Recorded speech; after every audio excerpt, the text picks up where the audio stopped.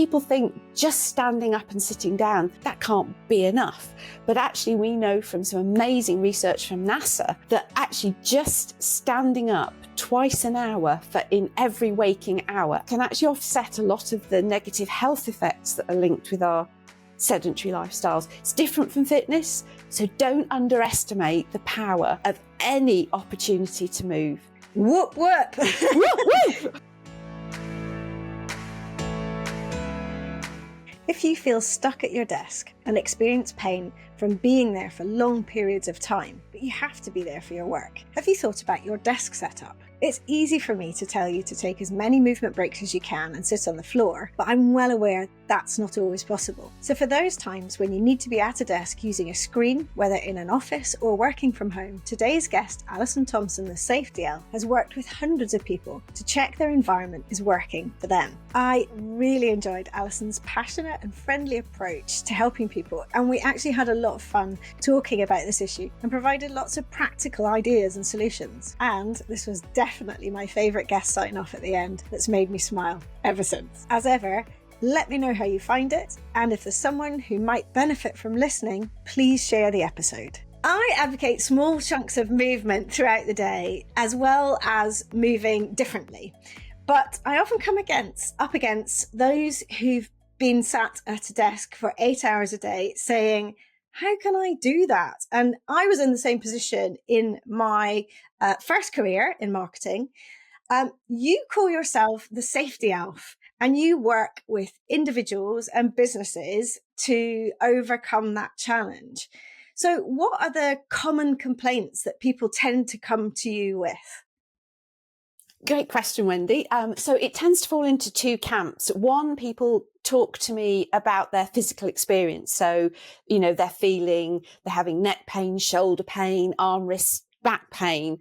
So they're getting some feedback from their bodies and they don't know quite what to do with it.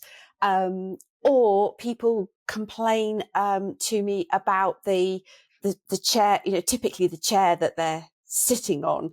It's kind of, I hate my chair. And sometimes that is genuinely about the chair. And sometimes it's about the fact that no one's ever explained, the chair might come with a handbook, but our bodies don't. So Yeah. no one's ever said to you, what are you trying to achieve with the setup of your chair? And then how do you get your chair to help you rather than hinder you in achieving that setup?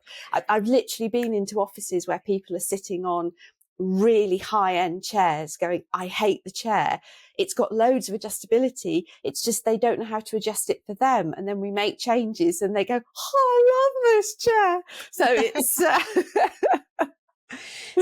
So from their perspective, it's kind of about their own hardware, or the hardware that they're on, in a sense. And I'm sure they've realised that one really affects the other. And the second one you're talking about, where it's what you sit on, that's making them frustrated. So there's that mental health aspect where they're annoyed. They're in a sense of sort of a feeling of negativity all day long, building up the more and more work they do, which is clearly not going to be very good for productivity from a business perspective, and awful for them because feelings of real negativity around the fact that they're stuck in this awful environment.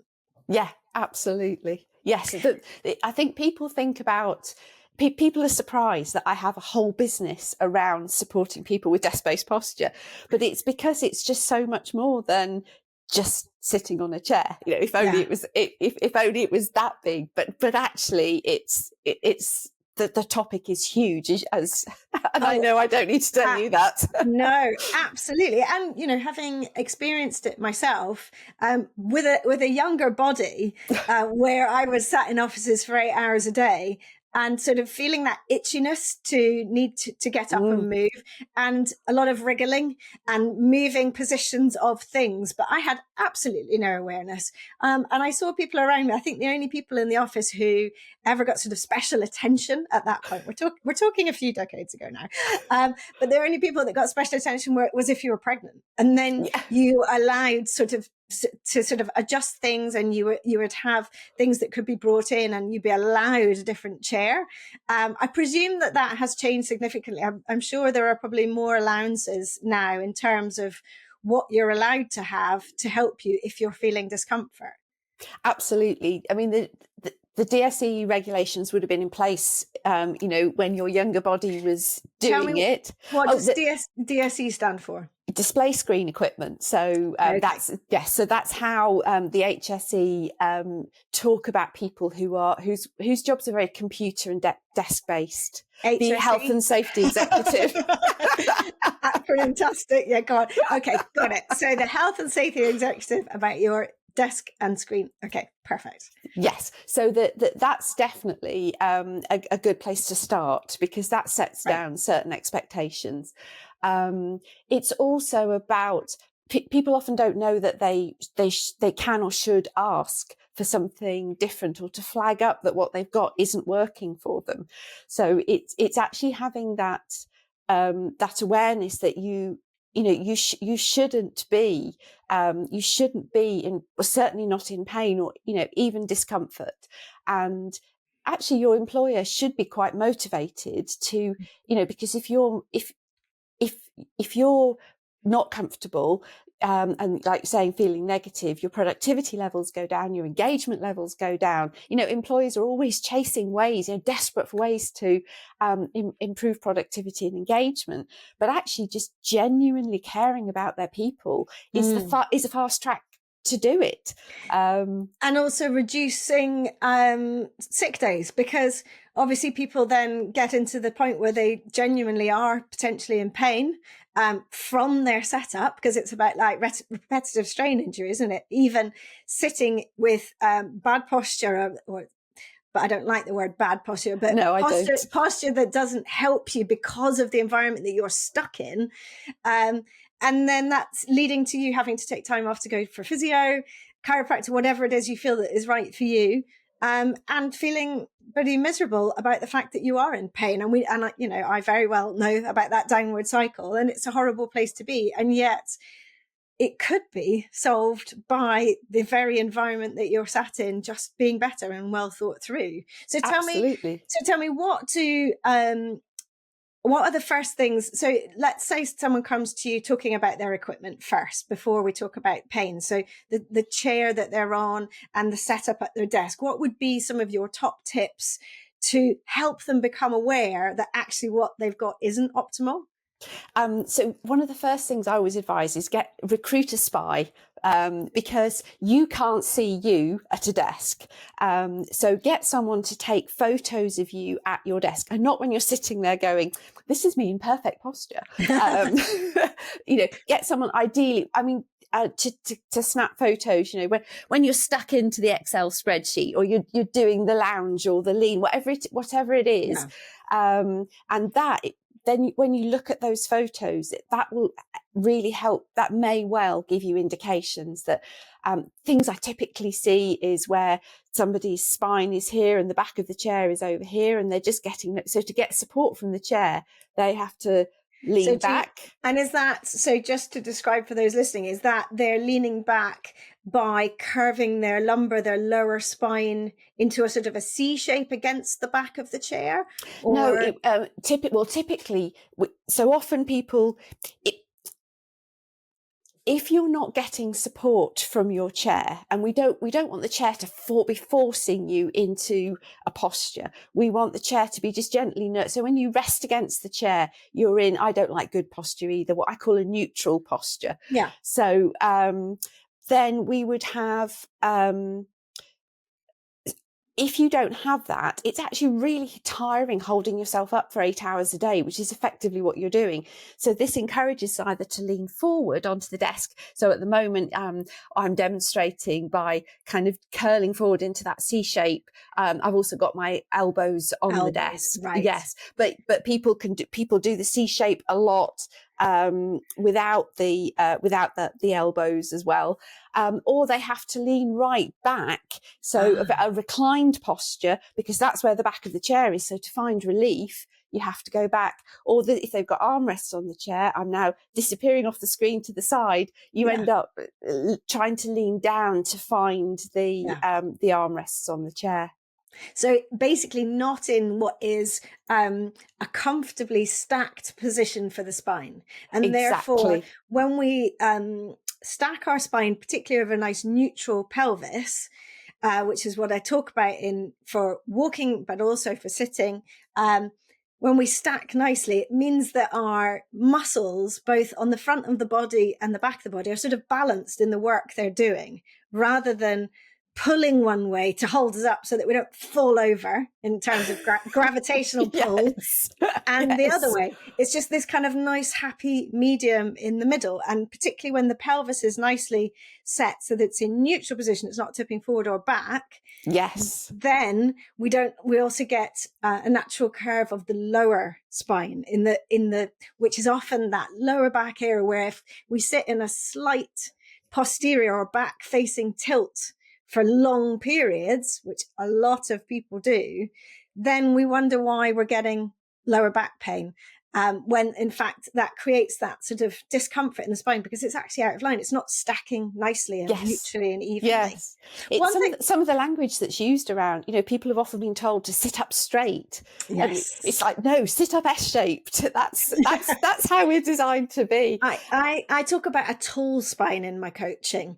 Yes. And I don't know if that really resonates with people or not, but it works for me because I'm not saying a flat back. I'm not saying, I'm just saying tall because it's about trying to lengthen when you're sat there. Now that's in a movement class. So it's obviously very different. But as you say, it's just being in a relaxed upright position, isn't it? Where you don't have to think about it. Yes. One of the other things that's people often get their seat height wrong as well, because they start with, because the interrelationship between your forearms for your mousing and typing position, but the desk sometimes if they've got armrests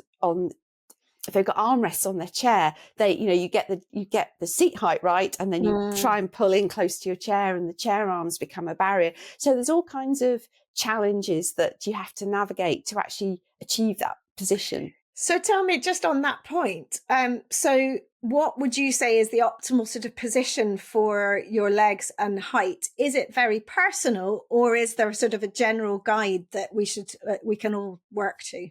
There's absolutely a general guide. So I know people who are just listening won't be able to see this. So I'm standing up and turning sideways to the screen. So what we want is that when you are in that upright spine and your arms are hanging naturally out of your shoulders, that you just put a 90-degree angle in at your elbow, and then your forearms are floating above the surface of the desk, so that when you're mousing and typing, your forearms are in a nice neutral line, that you're not having to do crazy angles with your wrist to get to your mouse and your keyboard. Now, if you achieve that, you might find that your feet are then dangling from your chair, because people often start with putting their feet supported on the floor and stack upwards, but actually we need to start with that, because if it might be that your feet are flat on the floor and then you end up wearing your shoulders as earrings, because then your relationship with your desk height is unhelpful. But so that's actually, and that's when people often need footrests, and people are really surprised that they need footrests, because it's not necessarily about your height, it's about your body proportion. Absolutely, your body proportion. So it's a real interrelationship, isn't it, between your body proportions, the type of chair you're on, the height of the desk, and that all it goes into the mix. And I can imagine sort of it could go very wrong from what you're saying. I can imagine you could be incredibly uncomfortable where you've got poor position in your back and you can't adjust it because the chair's not letting you because of arms. And then, as you say, you can't push the whole way in to be, okay, doom. No, not doom. But all things you can correct. That's what's interesting. And that's what you're helping us with today, that awareness that it is possible to make adjustments, but also I suppose the one thing you can't usually change is the desk height so much, because often that's kind of standard and it's in the office. But Yes, sometimes do. If you've got legs rather than runners, you can get blocks to raise it on. So that is the one way. And some desks actually have adjustable legs as well. true. So, but then you get the thing that if you're in a bank of desks, you're not allowed to have your desk at a different height because it spoils the visual line. So yes. So actually, office culture is another really big issue. If I think of some of the quite swanky offices that I've been asked to go into, so for example, I went into an office where everybody was given a standing desk as standard, and I walked in and everyone was seated. And the whole time I was there, nobody stood up because nobody wanted to be the first, literally, to stick their head over the parapet. The culture was on this floor, nobody stood, so nobody stood. Then I went on to the floor above, and about half the room was standing because there were a couple of people in there who they had bad backs. They used the standing desk. So people were seeing that happening in front of them. So if they wanted to stand, it was okay. They didn't feel that they stood out. So there's that sort of peer pressure, what are other people doing, has a huge impact on the way that we use our desks, the way we build movement into our days. And that can be a really powerful way of actually starting to, if you can be brave enough to be the one who models the change, who does something differently, you might start, think of the ripple effect that you could start. Absolutely beautifully put. And it is so true because, yes, it may feel uncomfortable to be the first one, but at the same time, if you are feeling discomfort, if something is not right in your system and it is affecting you, then seeing that as a solution is a good thing. Now, it's interesting you touch on standing desk, because I get a lot of people saying to me when I post images of me working on the floor, because I use a standing desk on the floor to sit down, about, well, isn't it okay because I'm stood up? And I say, everything is good. I never want to make anyone feel bad for anything, but I'm always advocating that we move a lot within the abilities that we can. And obviously the restriction of an office space is, social norms really don't help, but go on, break them. Be brave. Yes. But also, think of a standing desk as an alternative and an option in your repertoire, rather than I'm going to be the standing desk person and I'm going to be up all day long, because quite frankly, standing is exhausting. And a lot of people who work standing will testify. Absolutely. I mean, obviously you get more trained in it, but usually, and one of the best things about standing is that you can move while you stand. And a lot of people kind of, I think, feel that it's a rigid position. Yes. It's another sitting, but it's just with your legs straight. Absolutely. And it's not. It's actually really an ability to move. And it was great in lockdown when you saw people who would put sort of wobble boards on the floor underneath their standing desk, or some people I saw who actually had walking machines right underneath, so that they could actually just be walking while they were on Zoom calls. And it's grabbing the fact that every bit of movement we can get is far more beneficial to take us out of these, it's sedentary patterns, isn't it? And that's the problem with sitting too long or even standing too long. It's the too long, isn't it? So if we can move on to that culture again and movement breaks. Have you ever been into any businesses that actually advocate movement breaks, or is that still something that's taking a while to come in? It's taking a while to come in, and it's something I try very hard to encourage people to do, to seize any opportunity that they can to move. And I always ask questions like, because often even when people are in offices, they're still on virtual calls quite a lot. That is the culture we're in. So it's, do you give yourself time to have breaks between calls, or are they just back to back, so you barely have time to go to breathe, let alone move? And if you have a break, do you use it to move, or do you just use it to check your emails? So one of the the challenges I always put out into teams when I go in is ask them what opportunities do they see to build movement into their day, and they've come up with some great ideas. So one of my favourites was one of the managers said, "I think we should take all the bins away." And everyone went, "What?" So he said, "No, if we take the bins away, but you're not allowed to have rubbish on piles on your desk, then every time you make a piece of rubbish or recycling, you have to walk to go and dispose of it." Perfect. Yes. It all of these things require a bit of discipline, not to have a little, recycling mountain building on the side of your desk. Things like, is there something that you reach for frequently that you could put just out of your reach? So it might be your water bottle. I mean, it might be your phone, although obviously, people's FOMO means that they're unlikely, the thought of putting your phone out of reach is just too much. But, something that you reach for regularly, put it to just a place where you have to, even if all you have to do is stand up to get it, that's movement. Yes. If you see somebody, use triggers. If you see somebody moving, move as well. If you see someone stand up and stretch, go, brilliant, stand up and stretch. And I've actually got a client who, again, he came up with his own suggestion. So often on Zoom calls, there'll be sections where he knows he doesn't need to contribute. And people are always happy for you to turn off cameras, usually, not all meetings, but quite a lot.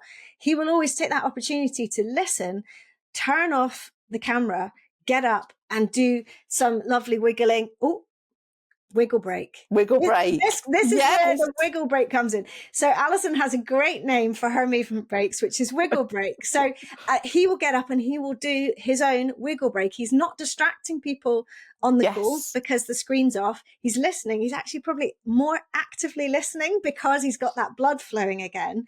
And at the end of the day, he feels so much better than when he's had to sit all the time. Now, obviously, again, in the open plan office space, not so easy to do. Are you the first one to do it? But actually, just having a wiggle it looks just like a lovely freeing thing to do. You don't have to be making crazy shapes. Obviously, I would love it if you did. But so take us through a wiggle break, Alison. What would you advocate as a wiggle break? What would you suggest? Well, you can do micro wiggle breaks or max out the wiggle break. So a micro wiggle break, we're going to do it now. It's just standing up, just a quick stretch, might be roll your shoulders, shake your arms out.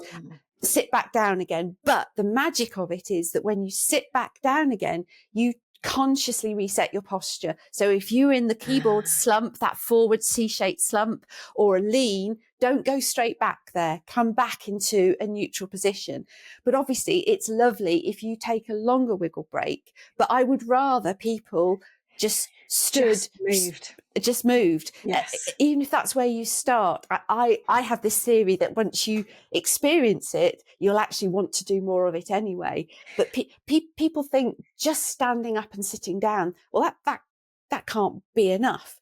But actually, we know from some amazing research from NASA that that actually just standing up twice an hour in every waking hour, and that's not like 36 stand-ups in the first hour that you're up, it is within every waking hour, can actually offset a lot of the negative health effects that are linked with our sedentary lifestyles. It's different from fitness, but it's those kind of enzyme, hormone, digestive, breathing, all of those things that are very much impacted by the sedentary lifestyle. So don't underestimate the power of any opportunity to move.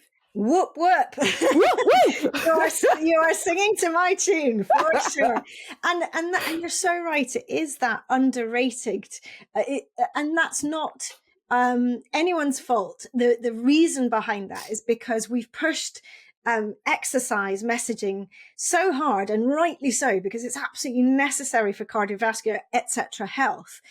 But by doing that, we've pushed so far away from the value of regular movement throughout the day. And the WHO have now recognized that 4 years ago. They included that to get away from this sedentarism issue that we have, that, frankly, an hour in the gym is not going to take away the ill effects of that longer period of sitting. And yet there's such small as you say, brilliant things that we can do. And obviously I would add to that where I would say, let's have a spine twist. Let's Absolutely. think about, as you were saying, rotating. And I would throw in a deep squat, clearly holding onto the desk, opening out your hips because they haven't been opened. But, these are just little things that I would encourage. My office, if I had it, would be quite different to the normal I can imagine.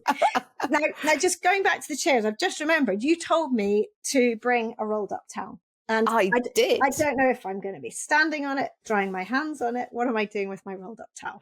Okay, well, if we rewind to earlier in the conversation, we talked about how I often see people having that they'd have to lean back a long way to find the back of their chair to get support. And I often go into offices and people have bought different kinds of lumbar support to try and fill the gap, but actually they're filling the gap in the wrong place, because what they've actually done is if the lumbar support is in your lumbar curve, which is in your lower back, you're actually just pushing your lower back further away from the support of your chair, which means you've got even further to lean back to get support with your upper back. Right. Yes. So I'm often seen whipping out the lumbar support and whizzing in a rolled up towel. And people expect it to go horizontally like you would with a lumbar support. But actually what we do is we put it vertically down the spine. So that helps you. So you want it to stop above your lumbar curve, because you don't want to be pushing your bottom further away from the back of the chair. So you put it down the length of your spine, and that helps you to fill that gap and actually start to get support from the back of your chair. Now, obviously you have to, every time you stand up, you have to readjust it, but it's a rolled up towel. It's not that hard. And that can make a huge difference on dining, on all the different kinds of chairs that people work from. Because I know people take them into meeting rooms because their desk chair is okay, but the meeting room chair is really uncomfortable. People working from home, people working on the dining room chairs, all of those things. It's a great it could be a rolled up coat, a rolled up jumper. You can buy microbead tube cushions, if you want it to be a thing. There's all kinds of ways of doing it, but that is a really simple, effective, portable tip. And that's it resonates with when I help people to think about how they are standing and what their spine is doing, because I will, in a similar sort of way, get a broom handle and put that across the back so that it touches the back of the pelvis, the back of the cervical spine, so where the ribs are attaching to the spine. And then we'll always have the check of, can the head reach? Because in theory, we're meant to be touching with 3 points if we're beautifully stacked. Now, these days, not many people are at the head angle, or they will reach back with the head and then they won't be touching with the shoulders because to do with shoulder mobility and upper spine mobility and so on. So that I can see why that's helping you almost. It's helping your proprioception, which is knowing where your body is in space in relation to that chair, with sort of gentle pressure to hold it there so that you are lining up more nicely. Now tell me, so you talked at the beginning about shoulder and back pain, and that just makes me think head straight away. Am I right? And what do you advise people on that? Because obviously the setup of how your arms, as you said, are hanging from your body and where the forearm is in relation to the desk is really key with what's happening with your shoulders. Because if they're slightly raised, then there's that sort of constant tension. And you can talk about that as well. But tell me, I talk a lot about this chasing with the head, which you see people all the time walking with their head sticking out or down, and obviously on phones. Absolutely. Which is now that, it's something that we, I was about to say in my day, that's scary.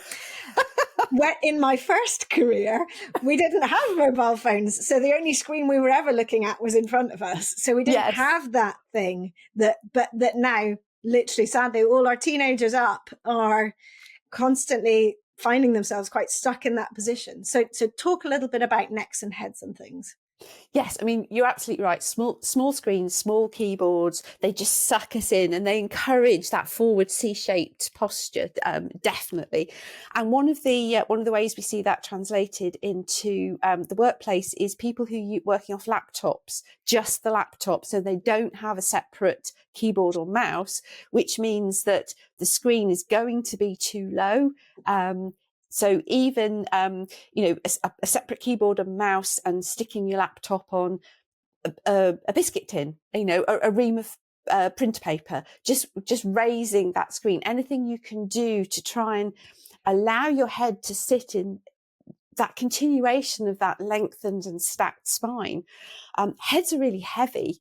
I often ask people to guess, give them a bag of sugar, which weighs around 1 kilogram. And because if you just say, imagine what 1 kilogram weighs like, I don't know. So grab, if someone who's listening and has got something weighs around 1 kilogram, pick it up, get a feel for what 1 kilogram feels like, and then guess how many kilograms the average human head weighs. Now, Wendy, I know you already know the answer to this one. Was I looking a bit smug? No, absolutely not. But yes, so and people will come up with guesses from about 3 kilograms up to about 10 kilograms. But actually, it's around 5 kilograms. And you might go, oh, well, I thought it was 9. 5's not much. Hang on, if I stacked 5 bags of sugar in your arms and said, go on then, just hold that for 8 hours, you'd be wanting to put it down after about 5 minutes. Actually, it makes me think of actually stacking it on your head. Yes. Because that would just be a head on a head. Yeah. And we are sort of not, subconsciously holding our head. But if you put that on top, that would instantly make me go, how on earth can I keep it in place? Yeah. Yes. And that's why it's so important. So as soon as we do that, we come into that forward head tilt, all the muscles, tendons and ligaments, down your neck, into your shoulders, down your spine, they're fighting just to hold you up. And muscles being static under static stress rather than moving stress is the hardest thing you can ask them to do. And yet we go, fine, can you just do that? And then what happens is, if this is where you hang out in this forward head posture, the muscles at the front start to, they get used to being in a more contracted position. The muscles at the back get used to being in a more expanded position. So then when I come along or you come along and you start to talk about this, more upright, stacked, lengthened spine, and people do it, and the muscles at the front are going, excuse me. And then the muscles at the back are going, what do I do now? And so people go, well, that feels weird. That can't be right. And then go back because there is such a thing as muscle memory. The posture, whatever posture you're hanging out in for your 8-hour working day, it might not be helpful, but it's familiar. And when you start to make changes, your body's going to kind of go, no, we don't do that. We do this. This is where we hang out. We like hanging out in this C-shaped or this lounging, leaning, twisted posture, whatever it is, because that's what it knows. And it's it's helping people to persevere to the point at which the magic day when you go to do the keyboard slump and your body goes, excuse me, we don't do that. We do, natural lengthened spine. Yes. Yeah. And there's lots of ways that you can help that. One of them is to start by, like you were saying, actually getting someone to video you, because most people haven't got that sort of awareness of where their head actually is. And, I've done it countless times and I've always surprised myself about how it's still more forward. Just to, if anyone needs the help, on my contact me on Instagram or on my grid, I have something which came from Katie Bowman, who is a nutritious movement, and she's an absolute guru of mine, called the head ramp, to help you to understand the position that the head should be in. It's not tucking the chin down, because that does no favors for the back of the neck. It's also not lifting up, because again, you're shortening. As you say, we want the optimal position for those muscles in the back of the head. So actually thinking about, I'll just do it now. I don't know if you can help me, because you can be my visual aid. but the occipital ridge, which is this ridge at the bottom of your spine and your chin, are sort of on a ramp up. Yes. And it's yes. it's about lifting up and back as if you're pulling your head Yes. up a ramp. That's the position it wants to sit in. But getting there and staying there is really hard. And as you said, to be able to open out the front, we need to do some stretching to allow that happen. And we also then need to strengthen the back muscles to hold it there, because they're no longer capable of holding it in that sort of shortened position. So again, things like having a little massage ball on the floor and gently pressing your head, using that ramping and gently pressing and just holding for a few seconds on that squishy ball, just starts to tone and strengthen those muscles into the right position. But I urge anyone to go and try, stand against a wall, see which bits of you touch the wall, and just bring that head up and back and notice how strange it does feel, as you're saying, how sort of alien it is, because we're all so much in this chasing position. Absolutely. I love that. I love that, the ramp visualization. It's so clear. It's really clear. Yeah. Yes, no, it's brilliant. And she is brilliant. So yeah, it would be. So now moving on. So we've talked quite a lot about workplace, but clearly now there's hordes of people working from home, which has its advantages, as in the kind of things that, so I'm effectively, I work from home, and therefore the advantages for me are that I can use my standing desk at desk height, at standing height, and on the floor. So I sit down and I get much more hip mobility, and I'm getting up and down the whole way from the ground. And obviously I urge everyone to do that, but I'm not sure how many people do. But then you haven't got the social norm piece, because you're just at home on your own. So it's a great thing to do, obviously, if you can. But lots of people have kind of found themselves in this position, don't necessarily have a workspace at home that was built in this perfect sort of heights and adjustments that we were talking about, and they're just at the dining room table, or they are somewhere that isn't optimal. So what have you found that has been helpful to sort of guide people who are working from home to think again? And obviously it's the same sort of rules, but it's just a different way of looking at it. So what advice would you have for them? Okay. I've actually created a guide for this called Pimp My Chair, which has got temporary fixes and permanent fixes. So if you're on an office chair, it gives you an idea of what the setup is that you're aiming for, but it gives you ideas if you're not on, if you're sitting on a non-adjustable chair. So if anybody wants some help on pimping their chair, then get in touch. It's actually, so all the things we've talked about, you still apply it, but you just have to get more creative if you haven't got the adjustability. So you still want to aim to have I'm going to use the whole description again, just to try and help embed it in people's minds, that when your arms are hanging naturally from your shoulder and you put a 90-degree angle in your elbow, you still want to be floating above the surface, whatever the surface is. That's whether you're standing working or sitting working.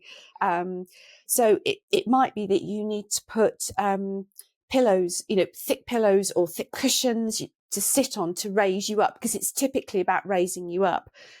Often the raising up, dining tables are typically lower, so sometimes you get the clash, that you can only go so far because you start to hit the bottom of the table that you're sitting on, and it's compromise. It's like, what is the best?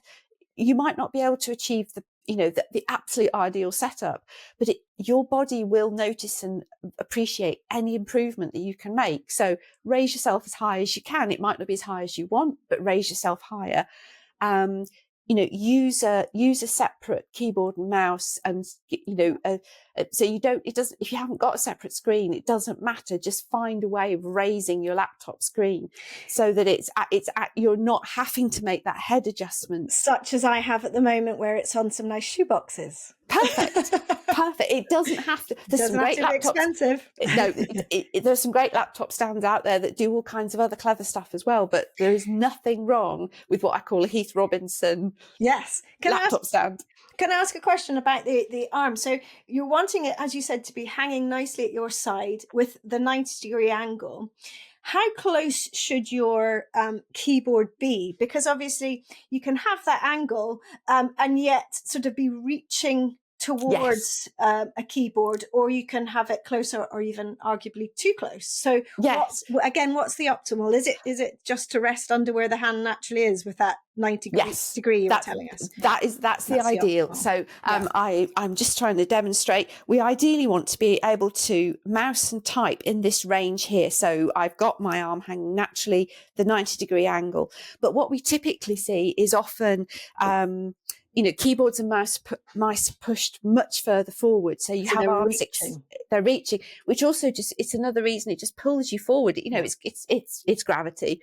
And one of the typical reasons for that is because people have their notepad. So they have their notepad in front of them and then the keyboard, the far side of the notepad. So it's thinking about the placement. One great way to, if you, because it's a habit thing again, it's like, people, if people are used to pushing their keyboard away to make space, the keyboard will magically, you'll pull it close to you and think, oh, that sounds great. And then 5 minutes later, you'll look and it's pushed away and you don't know how it's happened because it's just habit. So what I know what people have done is put little tape marker on their desk. So, a little bit of, gaffer tape or some, electrician's tape or something like that. So that if they can see the tape, then it's either if I can see the tape, it's wrong, or if I can't see the tape, it's right. It depends which way your brain works. But just as a little kind of reminder of where, but because again, it's about changing habits and consciously changing habits means that we have to direct energy and attention to it, and then work starts to happen and our energy and attention has gone. So it's finding ways to just trigger that, easy ways that would just trigger that reminder for you without you having to invest conscious thought into where's my keyboard gone. It's just something that reminds you, where's my keyboard gone? and before you've got to the point that you're in pain, because then when you're in pain, you're going to be thinking about nothing else, if you know what I mean. Particularly if it's a sort of a nagging chronic state that you get into. Yes.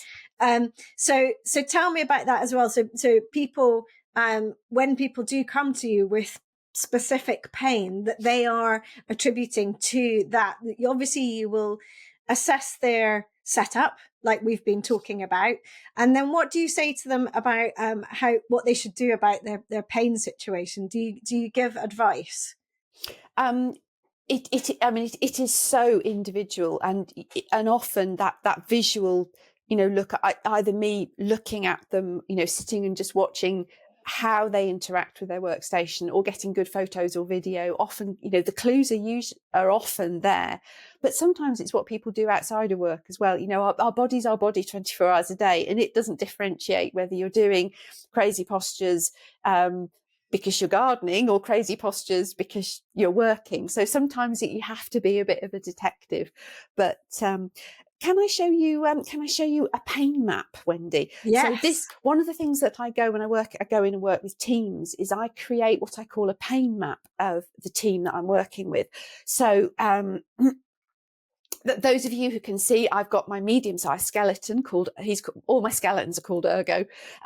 Yes, I do have a range. He's in the background for me.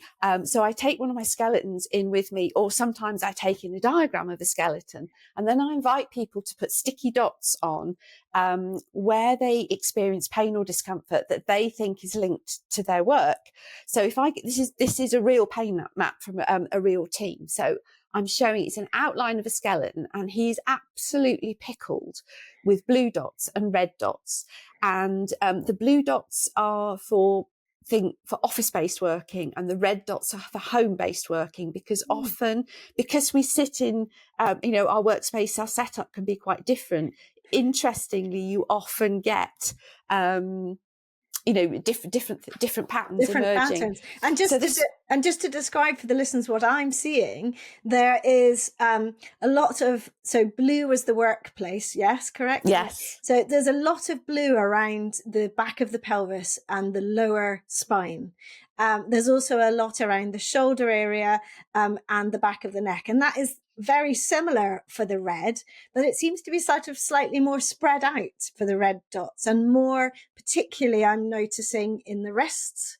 Yes. And the top of the back of the head, interestingly, but very similar presentation around that lower area of the back and the hips as is usual, and around the upper spine, lower spine curves and the shoulders. So those interestingly, and the first thing I noticed was that your skeleton we're seeing from the back. And that is a key point, isn't it, in terms of where people tend to feel things from sitting. Yes, although interestingly, this is the front of the skeleton, and this was a particular, often the front of the skeleton is much barer. The fascinating one for me is the number of dots on the face. On the face. So this one was very much about a lot about tension, you know, people feeling stressed, clenching their jaw, having headaches. And a big other thing, because you can see there's dots on the eyes, was glare. People really, in this particular situation, people were struggling with glare. So they were really feeling it with their eyes, eye fatigue, eye glare. So, and one of the things that I can often tell people are struggling with glare, because I'll go into an office and what I've done is I've leaned off to the side. So people are trying to avoid, they can't change, you know, if they're not in control of the light source, they kind of they try and avoid it rather than. So this is the angle that the office lights are hitting their screen, and office lights or natural light. Or even natural light. Got you. Yes. Wow, yes, of course. Yes. And you can imagine, if you think about an office situation, and this is one I've experienced myself, one person wants to close the curtains because the glare is just absolutely blinding them, and everyone's going, no. So it's back to this culture thing again. And that's in the morning, and the afternoon's different. Yes, exactly. So yes, it's very easy to see how these situations arise. And I presume that in a lot of environments you go into, there is a lot of commonality of issues across the body. Those main spots in the body that sort of get a bit stuck, and it does seem to be. Thinking about it sort of from an anatomical perspective, it's around those joints that are the most mobile, in that they move in the widest range of motion. So shoulders, hips, and vertebra. That really, the reason that they can move that way is so that we can move into different shapes, and yet that they are struggling the most, in a sense, because they're not getting the movement that they need. They're not getting that range of movement, and they're getting very stuck in one position, when they have a plethora of positions that they need to remain healthy. Absolutely.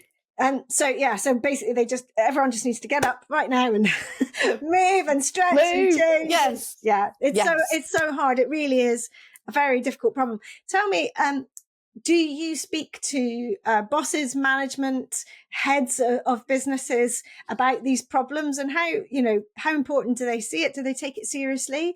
And do they see it as their problem, if you see what I mean? Oh, very good question. It really varies. I think genuinely, at the point at which I get to have a conversation with those people, they are organisations that genuinely have interest in the well-being of their staff, or I wouldn't have even got to the point of having the conversation with them. But even for them, it can be, it can be a surprising conversation. So when I'm talking that way, I very much talk about the benefits, the organisational benefits that we touched on right at the beginning. The sort of, people don't want presenteeism, they do want engagement, they do want productivity, and it's very hard to pin down statistics that feed into that, because it's just one small part. But I think people, organisations who've had me in, because I don't tend to go in as a one-off intervention, because although I can get people excited and inspired and make change, I know that within a couple of weeks, like we said, kind of work will have intervened, and that focus on posture, that making conscious habit changes will have faded away, because that's just life will have intervened again. So I like to work with organizations over time, and I think that's one of the things that the managers genuinely see is the difference when you start to drip feed posture. And posture awareness, posture education. People are talking about it. People see me doing a one-to-one with someone and they're like, oh, how do I get that? How do I want some? I want you. I want, yes. It's, so perhaps people who kind of thought, oh, I'm fine at the beginning of the process, watch it happening around them and start to say, oh, actually, perhaps I do want to have a chat with you about this, and perhaps I might make a change because they've all made a change, so perhaps I can make a change. So it's it's incredibly valuable work. And even though you said at the beginning people are surprised you can make a business out of something so small, to me it's incredibly wide-ranging and multifaceted, and almost that's part of the problem. People are so sort of looking desperately for solutions, but there are so many different parts to it that they are struggling to think, where do I start? And that's obviously the beauty of what you do. You come in and I presume you sort of layer it up. Absolutely. And let's hope that at some point in the future we have businesses that have movement breaks where you can move in whatever way you want, where you can go for a 10-minute walk in that movement break, or you can stand in the office and do some stretches, or in my world, get down and roll around on the floor and all sorts, but clearly that might be a while away. But I think it's important in this kind of conversation to really try to encourage people, like you were saying, be brave, feel empowered that there are changes you can make that can be really beneficial to how you're sitting, and what you do in between. But also, advocate for yourself and speak to the management if that's who you need to be spoken to. Speak to HR, whoever, and say, I really want to be able to move more, because it's not just about, me sort of being silly and saying, roll about on the floor. It's not going to happen. But then some businesses are now bringing in meeting rooms that don't have tables, so that you are stood, so that it's a quick meeting, much more productive. People can move and sway as they need, but also, like we were saying before, walking meetings, if it's just a one-on-one, then sometimes you get your best work done, in a sense, because you're not eyeballing the person. So you're coming out, you're being creative because the energy, the juices are flowing because your blood's pumping. And you're getting fresh air, you're getting your vitamin D, just a great way. There's so many ways that can be easily incorporated, but just because of those social norms, because it's not done, or you feel like you can't ask for it, it doesn't happen. And yet perhaps it would be very well received, because perhaps the person you're speaking to would say, yeah, I'd love to do that. That's brilliant idea. I wish, I'd never thought of that. One of the I'm fascinated by workplace trends, the way the actual workplace is evolving. And one of the things that we know is that post-COVID, employers are really struggling to get people to want to be back in the office. Yes. We know that large organizations like Amazon quite recently have mandated that people will go back to the office, but we actually know the research shows that mandating is not helpful, because people just push back against it. So yes, it's things that you can do that make the workplace more appealing, that works for different personality types, different all those different needs. They're all it just enhances why people would want to come in. So and take advantage of all the social advantages of being in a workplace. And obviously, when I was in my first career, there was it was a very social space. I can remember being intimidated by making phone calls in an open plan office, but you soon got used to it. But apparently that is a thing with people who, particularly who started working in COVID, started their career, and they are just not used to making calls in a public space. And I know businesses that have created sort of phone booths that are soundproof. They're not necessarily enclosed, but the way that they're structured means that you can't hear in, and the person feels that they have the privacy to have the call. The benefit of that as well is they've got to get up from the desk and go to the booth and then come back again. So there's just so yeah, exactly. It's all these things where thinking about who's now working, how things have changed, yes, what are they doing? Is it collaborative work? Is it individual work? If it's individual work, and actually, do you want to drag someone into the office to do that individual stuff? Because actually they may feel that they can do that better at home, and come in to do the more collaborative pieces. Because if your environment isn't set up where people can quiet space for focused work, that actually might be harder to do. And that's also comes down to how your brain works as well. We're much being more aware of our neurological differences and how we work best. And I think probably a lot of work through COVID, it was really interesting to see how we motivated ourselves, whether we missed that social connection, whether we didn't, and how working on a screen worked and didn't. I think we've all learned a lot through that period. But knowing yourself and having the options, it's always just about having the options and feeling allowed to do something like get up and move, rather than feeling like it's imposed that you can't. So let's hope that we can make change by having these conversations, by getting people to have conversations about this, and knowing that there are, as you say, from the start, awareness, just literally about exactly how they're sitting, but then also thinking bigger and to thinking, how can we make change? Yes, let's hope that this conversation is the beginning of a ripple that is going to turn into a tide of change. Yes, be brave. So tell me, Alison, so you call yourself the Safety Elf. Where can people find you, and what kind of things do you offer? What sort of services do you offer that can help? Great. I hang out a lot on LinkedIn, and I obviously have a website as well. I offer services that support both individuals and businesses, because I don't want a person with a body that's struggling. It doesn't matter to me whether you're a solopreneur or part of a corporate business. So I have different offerings for both. And I'm very, very happy to have conversations with people. So I really would encourage people to get in touch. They can sign up for my newsletter if they want to have top tips popping into their inbox on a regular basis. And there is the Pimp My Chair guide as well. Exactly. That guide sounds absolutely invaluable. So your website address is? thesafetyelf.co.uk. And there are... Sorry, my screen just decided that it needed a wiggle break. It needed a wiggle break. Oh, brilliant.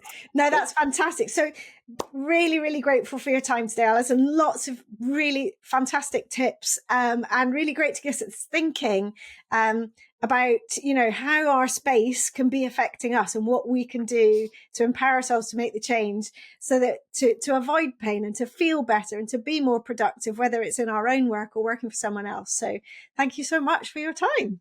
It's my absolute pleasure. I think we should sign off in true Strictly Come Dancing style and say, keep moving. Love it.